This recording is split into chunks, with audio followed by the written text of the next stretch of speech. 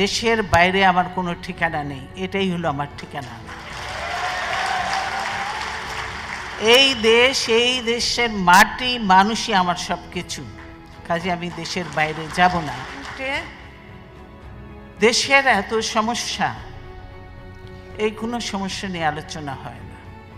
দেশে শুধু গাড়ি গালাজ, পার্লামেন্টে গাড়ি গালাজ এড়িয়ে, আমরা পার্লামেন্টে নেই, কোথাও নেই, কিন্তু শুধু পার্লামেন্টে খালেদা জিয়া, তারেক রহমান আর জিয়াউর রহমানকে নিয়ে চলছে, তাদের যত গালি গালাজ আমাদের ইয়ে করছে।